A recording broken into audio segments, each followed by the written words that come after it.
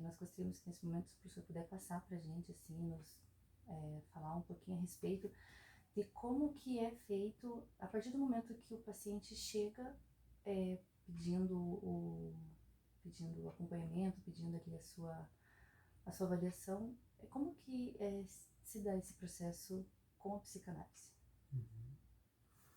Bom, se você partir de uma ideia ou de uma psicanálise que vai beber de Freud e de Lacan, a ideia é que o atendimento, ou pelo menos a relação, já se inicia com o pedido, né? Seja de análise, seja de terapia. Então, seja um pedido via mensagem, seja um pedido via e-mail, seja um pedido via telefone, aquilo que já é discursado nesse ambiente, ele já se instala como importante, né, para o processo de análise desse analisando desse paciente. Né? Quando de fato se inicia com a chegada dele no consultório, as primeiras conversas, os primeiros contatos, a gente tem um momento inicial que a gente vai chamar de entrevistas preliminares, né? Que é um momento em que a gente está ali mais para escutar, para conhecer e para se apropriar um pouco, né, na medida do possível, dos significantes da história desse paciente. Né? E aí, com isso, a gente poder tentar fazer um diagnóstico diferencial, né, da estrutura clínica com a qual a gente está trabalhando, né? E poder, no final das contas, entender e verificar se a gente vai aceitar esse paciente como analisando ou não. Essa seria bem a parte estrutural da nossa pergunta, acho que o professor respondeu ela por completo. Essa primeira, ela também que Freud fala sobre o tratamento de ensaio, né? Que são as entrevistas preliminares. Sim. Daí depois disso, aí é visto se vai ser atendida essa demanda ou não. Vamos pegar as... Pode falar. Na verdade, a demanda, ela não deve ser atendida, né? Porque se a gente entende a partir da psicanálise, toda demanda precisa ser reorganizada como uma questão, né? E aí partir disso que é uma demanda, né? E a demanda é sempre demanda de amor, sempre demanda de uma felicidade última, que isso possa se partir para algo mais da ordem do sintoma, de uma questão, de uma problematização da existência, vamos colocar assim. Bem trabalhosinho também. E no caso daí, após ser feita essa primeira entrevista, a entrevista preliminar, e o paciente, de fato, quando acontece deles não voltarem também, né? Mas quando tem essa adesão, como que é essa condução? Como que é a postura como que deve ser a postura do psicanalista, os métodos que são utilizados, e essa a gente deixa um pouquinho para o finalzinho, que nós gostaríamos que o professor no final desse se pudesse, uma experiência, relatar uma experiência curiosa, assim, de algo que já aconteceu. Bom, então como é que se dá, né? Bem brevemente pensado, assim, acho que uma das, ou duas das técnicas ou das regras fundamentais, como vai colocar Freud, é a ideia da atenção flutuante e da associação livre. Então, por parte do paciente, que de uma certa maneira é o foco da análise, né? Então, a gente vai trabalhar com a regra fundamental da psicanálise, que é a associação livre. Então, é pressuposto que o paciente fale livremente, ou pelo menos livre de questões racionais, de questões de julgamento daquilo que lhe vem à mente, e com esse material a análise pode ser dada. Né? Então, a gente precisa que o paciente possa estar numa posição ou de uma maneira tal que ele consiga se desprender um pouco, no mínimo, das suas questões de julgamento de moral, etc., para que ele possa falar e trazer os seus conteúdos. Né? Claro que isso nunca é dado 100% do tempo, isso nunca é dado de uma maneira ideal, mas é sempre uma construção. E por parte do analista, aquilo que Freud vai chamar de atenção uniformemente suspensa ou atenção flutuante, né? que é a necessidade do analista também se desprender das suas amarras morais, das suas questões morais, das suas questões pessoais, para que ele possa de fato escutar esse paciente e fazer com que daquele analisando, surja algo da construção, de uma construção subjetiva. Lacan depois vai chamar, uma das maneiras dele dizer da posição do analista é a posição de morto. Né? Tem vários sentidos essa frase, mas um deles é de fato, você, enquanto pessoa, estar morta ali, para que o seu paciente possa ser sujeito da análise, né, dessa relação. E aí você tem uma outra posição. Né? Então o analista não vai colocar coisas no paciente, não vai imputar a ele dados ou coisas que o analista traga de si mesmo. Ou como Freud vai dizer, ele vai trabalhar como um escultor, né? Vai tirar as rebarbas, vai tirar o excesso de coisas que estão ali para que de fato a obra de arte possa aparecer. Essa obra de arte que está dentro. Está dentro, isso, e não fora. Né? Ou seja, Freud tem duas ideias distintas. Né? Então tem a terapia, que trabalha como um pintor, né? Que deposita no quadro as tintas e os desejos do artista, e o escultor, que vai tirando as rebarbas da pedra para fazer aparecer o que já está lá. Né? Esse seria o caminho do analista, o caminho da análise. Eu vi que o professor citou em 2 momentos aí Lacan e Freud. Há uma distinção na forma de trabalhar com os métodos, as teorias de cada um deles? Na forma de trabalhar, não tão explícito. Né? Tem algumas distinções ou algumas construções técnicas um pouco distintas. Por exemplo, Freud vai trabalhar muito com a questão do tempo cronológico, né? Então, sessões de 50 minutos, X vezes por semana. Né? E Lacan vai se apropriar um pouco disso, mas vai além. Então, ele vai propor, por exemplo, um tempo lógico, né? Um tempo de funcionamento da sessão e da análise como um todo, que não respeita necessariamente a cronologia, né? Ou seja, o tempo do relógio, mas ele vai respeitar o tempo subjetivo. Né? Então, tem algumas diferenças assim.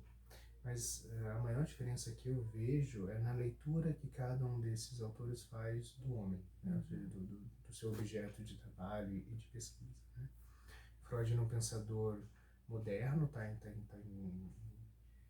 incrustado numa época, né, onde vai estar em voga as questões do representacionismo, a racionalidade, e muito de uma ideia de que a razão ela é o ponto mais importante do homem, né, e que, enfim, poderia controlar ou levar a ideia de liberdade. Muito embora Freud, na sua obra, já vá quebrando isso um pouco, então quando ele dá importância para o inconsciente, o eu não é senhor na sua própria casa, né, são momentos freudianos em que ele diz, olha, tem um inconsciente aqui que é de fato quem coordena, né? Ele vai dizer, o isso é o indivíduo, né? Então o id é o indivíduo, o inconsciente é que tem importância. Mas ao mesmo tempo, muitas, se não todas as ideias de fim de análise para Freud estão relacionadas à ideia de uma racionalidade. O eu tem que se ampliar a um ponto tal onde a razão possa conhecer, saber e dominar o isso. Então ele tem um pouco dessas questões paradoxais. Né? Já Lacan está num outro momento. Né? Ele pensa o homem, pensa a subjetividade, pensa o ser a partir de uma outra lógica. Né? Então uma diferença significativa ali é quando Lacan vai elaborar a ideia de que eu sou onde não penso. Ou seja, eu existo mesmo, eu sou, o meu ser é da ordem de algo que está para fora de qualquer razão possível, ou seja, está fora do ego. Né? Então eles têm muitas diferenças, né, e que muitos autores acabam não levando em consideração, né, colocando como uma pura continuidade entre os dois autores, mas que de fato a gente consegue ver aí diferenças bem significativas. E a partir dessas diferenças, assim, o professor tem uma linha assim que segue entre Lacan e Freud por preferência? mesmo tendo essas distinções, eu acho que a gente consegue dizer, né, alguns que trabalham assim conseguem dizer de uma linha freud-lacaniana, né? Freud-lacaniana. Mesmo sabendo das diferenças, ou talvez por saber das diferenças, conseguem fazer essa leitura, né, de ambos os autores, né? Porque Lacan, mesmo ultrapassando Freud da maneira que ultrapassa, né, ele vai sempre dizer, mesmo assim eu continuo sendo freudiano. Porque toda a base da teoria lacaniana, mas uma grande parte da base da teoria lacaniana é freudiana. Então acho que a gente consegue ainda se dizer freud-lacaniano de alguma certa maneira. Legal. E a partir dessa construção com o paciente, tem um momento que chega e fala assim, olha, agora eu acredito que você está bem, há um encerramento, uma entrevista devolutiva, esse momento ele acontece, e se acontece ele é por parte do paciente ou por parte do psicanalista? Isso aí que a gente vai chamar de fim de análise, né? O fim de análise ele é discutido desde Freud e hoje continuam se discutindo o fim de análise, né? Será que uma análise tem fim? Se tem, quem faz, como faz, onde faz, né? Tem um texto do Freud que se chama Análise Terminável e Interminável, onde ele vai dizer, sim, as análises terminam, e elas terminam quando um analista para de ver o analisando para de ir no analista, pronto, acabou a análise, né? O que não quer dizer que as questões não continuem existindo. Então, nesse sentido, ela é interminável, porque o inconsciente ele é interminável, né? Então, eu não chegaria, ou eu não conseguiria chegar num ponto tal onde a racionalidade egóica abarcaria todo o inconsciente. Então, isso não existe. Então, por isso, a análise ela é interminável. O que não quer dizer que ela não tenha um fim ou que ela não possa ser interrompida, né? E ele possa viver sem análise. Então, isso vai muito de cada caso e da condição de cada caso. Já em Lacan, tem outras ideias sobre o fim de análise, e uma delas é que o fim de análise se proporia a formar um analista. Então, o analista é aquele que é formado no fim de análise, ou seja, eu passo por toda uma experiência de análise, onde eu possa reconhecer de uma certa maneira, construir o meu inconsciente, e a partir daí eu possa ter um desejo de analista, né? E trabalhar com essas questões com uma outra pessoa. Então, o fim de análise seria um momento tal onde eu deixo de ser sujeito a uma dessubjetivação, né? Para que eu possa vir a ser analista, estar nesse lugar de morto, como a gente falou antes, né? Mas ao longo da obra do Lacan tem outras construções do que seria o fim de análise, né? A travessia do fantasma, enfim, ele vai construindo isso, e que faz com que a gente continue pensando nessas questões. Interessante, eu já perguntei porque havia dado uma lida a respeito dessa questão de fim de análise ou não, se ela existe de fato ou simplesmente ela é deixada, né? Normalmente acontece de alguns pacientes olharem para si, achar que estão bom e deixar. Normalmente quando isso acontece é comunicado ou simplesmente... Alguns pacientes chegam e dizem, né, olha, não estou avançando mais, não estou indo mais, né, e acho que daí pode ser conversado, né, se é algo da ordem do desejo, se é algo da ordem de uma posição ali necessária para aquele momento, legal. Mas também o que a gente precisa ver é se isso não é da ordem de uma resistência, né, e aí vai toda a questão do analista conseguir lidar e trabalhar com isso, né, para que não... Era a minha próxima pergunta, já respondeu. Então, nossa última perguntinha, professor, pode fazer aí. A psicanálise em sua teoria e prática animada com a ideia de que o adulto é o início e o fim modelado pelas vivências, conflitos, traumatismos e fantasias de criança. Como é desenvolvida o processo com crianças em seu ambiente escolar, relacionando no sentido mais amplo, de como poder essa criança estar bem nesse desenvolvimento com o outro, né? E a gente tem vários processos, alienação, separação, a questão do édipo, né? Então, cada criança ou cada enrosco infantil num determinado momento exigiria uma reorganização, né? E na escola, o analista que se propõe a trabalhar em escola, eu acho que vai estar também pensando nisso, né? Como ajudar essas crianças a passarem por essa construção subjetiva de uma maneira que não seja muito sofrida, né? Que seja sofrida só naquilo que é possível, que é, enfim, né? Que não seja exageradamente sofrido. Então, nesse sentido, a gente consegue trabalhar com as crianças, né? E com as escolas também. Mas com as crianças em fase numa escolarização já um pouco mais avançada ou já desde lá das crianças da creche? Hoje em dia a gente tem trabalhos bem interessantes de análise com bebês, né? Que vão pensar muito numa profilaxia, outra palavra, profilaxia, uma prevenção, inclusive prevenção de autismo, prevenção de quadros graves de neurose, né? Então o trabalho com bebês é bem interessante, porque não é um trabalho exclusivo com bebês, você trabalha com o bebê e a sua relação, né? Relação com a mãe principalmente, né? Relação com a mãe, pai, família.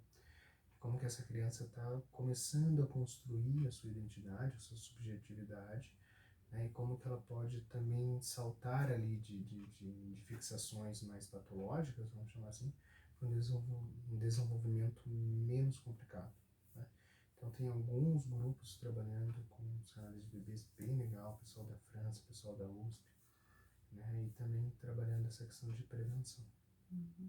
Eu li um artigo que falava sobre a intenção ainda, são alguns trabalhos ainda bem, são poucos ainda, que estão espalhados sobre a questão da psicanálise dentro das creches, né? A questão da trabalhar com a questão principalmente de separação, a visão do outro.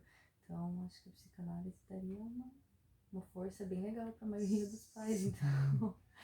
E talvez, eu não sei, né, como é que são esses artigos, mas também a ideia de poder trabalhar com a instituição escolar, com a instituição creche, né, para que eles possam construir um ambiente mais saudável para a criança. Né?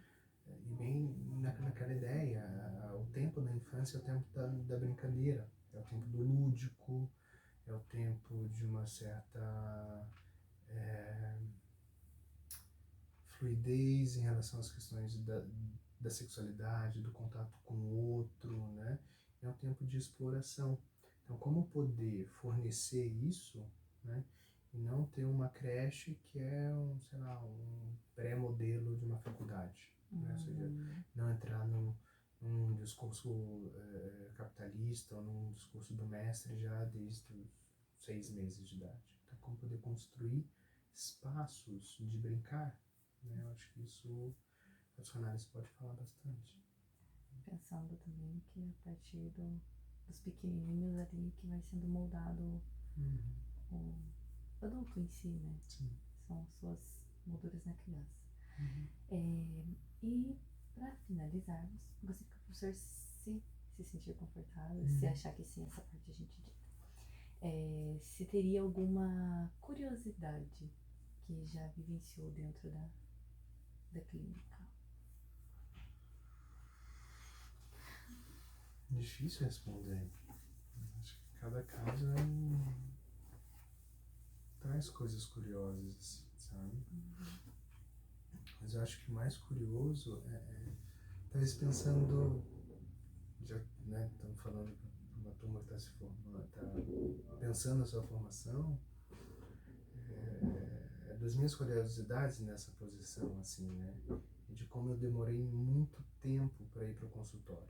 Eu demorei quase 10 anos de formado, que eu consegui me sentir um pouco mais confiante para ir para o consultório, né? Porque tinha aquela ideia de que, meu Deus, se eu falar alguma coisa, vou destruir a vida do outro e qualquer coisa que eu possa falar, o paciente vai entrar em pânico e não sei o que, eu não sou um bom analista e a psicanálise. Até que a minha primeira analista falou assim, mas nossa, quanta idealização da psicanálise, né? Como se a psicanálise, ou como se você pudesse falar uma palavra e destruir a existência do outro, né? quão narcisista isso é, né? De você achar que, enfim, você tem poder de destruir a vida do outro e que o outro não é capaz de suportar alguma coisa, né? Então, acho que talvez nesse sentido, assim, que a gente possa idealizar um pouco menos as nossas teorias, os nossos grandes pensadores, e como um professor, um colega diz, que a gente possa ter mais má vontade com nossos autores, sabe? Que a gente possa criticar os nossos autores, né? Que a gente possa dizer onde o Lacan está errado, onde Freud está errado, onde os outros colegas estão errados, né? Isso também nos constrói e faz com que a gente quebre um pouco das idealizações, né? Freud não era perfeito, tampouco Lacan, Skinner ou qualquer outro. Então, acho que é importante a gente poder ler e olhar para isso com seriedade, com ética, né? Sabendo da importância desses autores, enfim. Mas que a gente possa também colocar em questão, né? E quando a gente coloca as coisas em questão, não quer dizer que necessariamente estão erradas, mas que, enfim, desce um pouco dessa idealização, né? Eles não são perfeitos, a gente pode pensar ali alguma coisa, né? Então, acho que isso, não sei, enfim, foi o que eu É uma pude pensar. curiosidade interessante, 10 anos. Eu acho que é um dos receios compartilhados, então, pela maioria dos alunos, né?